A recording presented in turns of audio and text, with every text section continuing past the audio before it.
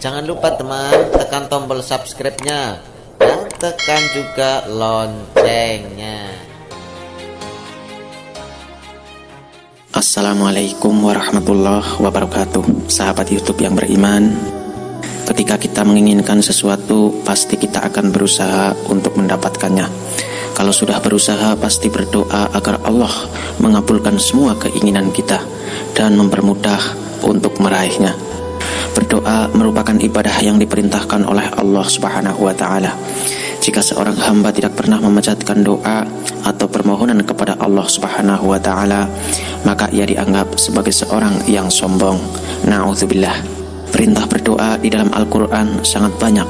Salah satunya adalah, berdoalah kepadaku, niscaya akan kuperkenankan bagimu. Sesungguhnya orang-orang yang menyombongkan diri dari menyembahku akan masuk neraka jahanam dalam keadaan hina dina. Quran Surat Al-Mu'min ayat 60. Namun perlu kita ketahui, ada beberapa doa yang dilarang untuk kita panjatkan. Apa sajakah itu? Berikut ini urayanya. Berdoa hanya meminta dunia saja. Orang yang berdoa meminta untuk dunia saja, berarti ia hanya mengharapkan kesenangan, kekayaan, kedudukan yang bersifat fata morgana.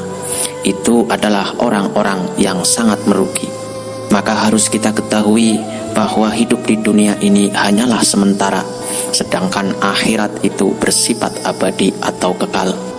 Harus ditanamkan dalam diri kita bahwa tugas kita di dunia ini sejatinya adalah beribadah kepada Allah Subhanahu wa Ta'ala.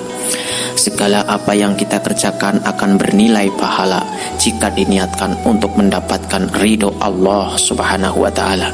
Tentang berdoa yang hanya untuk kebaikan dunia saja, dalam hal ini Allah Subhanahu wa Ta'ala berfirman di dalam Al-Quran, maka di antara manusia ada orang yang berdoa, ya Tuhan kami, berilah kami kebaikan di dunia, dan tiadalah baginya kebahagiaan yang menyenangkan di akhirat.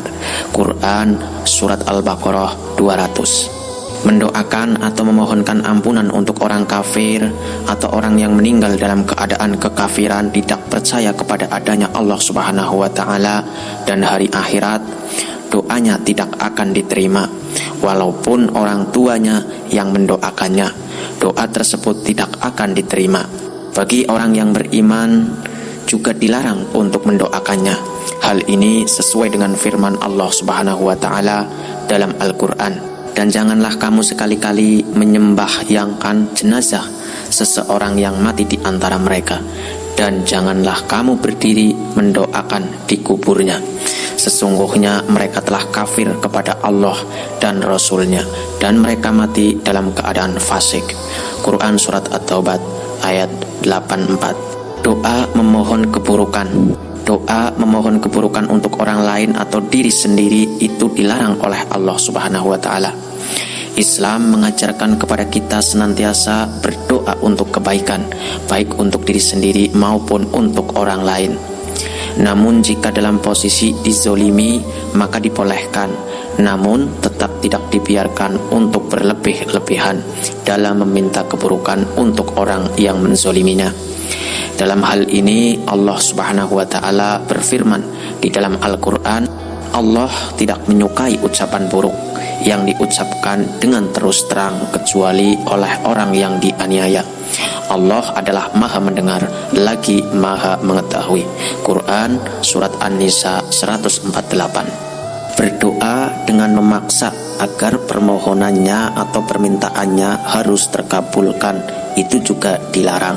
Sebagai manusia pasti punya banyak keinginan, namun belum tentu semua keinginan itu bisa kita dapatkan, karena belum tentu apa yang kita inginkan itu baik bagi kita. Padahal Allah lah yang paling tahu mana yang terbaik untuk hamba-hambanya. Dalam berdoa kepada Allah Subhanahu wa Ta'ala, kita perlu bersabar dan yakin dan selalu husnuzon kepada Allah Subhanahu wa Ta'ala. Hal ini sesuai dengan firman-Nya di dalam Al-Quran. Bisa jadi kamu membenci sesuatu padahal ia amat baik bagimu, dan bisa jadi kamu menyukai sesuatu padahal ia amat buruk bagimu. Allah mengetahui sedang kamu tidak mengetahui.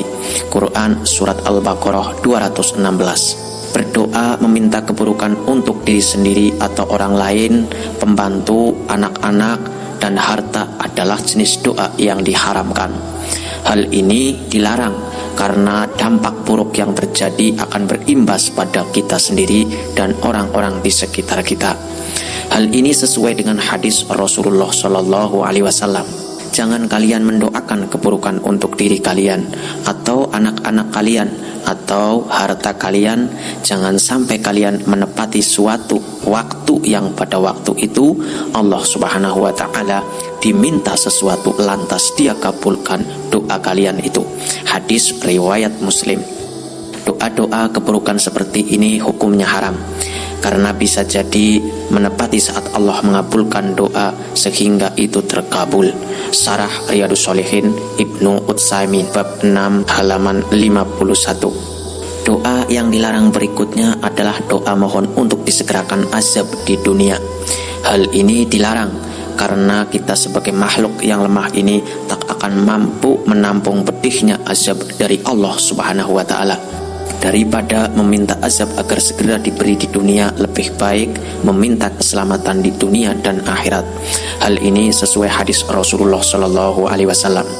Dari Anas radhiyallahu anhu bahwa Rasulullah Shallallahu Alaihi Wasallam menjenguk seseorang dari kaum muslimin yang telah menjadi kerdil sehingga seperti anak ayam. Rasulullah Shallallahu Alaihi Wasallam bertanya kepadanya, apakah engkau berdoa memohon sesuatu atau meminta kepadanya? Maka dia menjawab, ya, aku telah mengatakan, ya Allah, apa engkau telah tentukan hukuman bagiku karena dosa itu di akhirat, maka segerakanlah untukku di dunia. Rasulullah Shallallahu Alaihi Wasallam bersabda, subhanallah, engkau tidak akan sanggup memikulnya atau tidak akan bisa.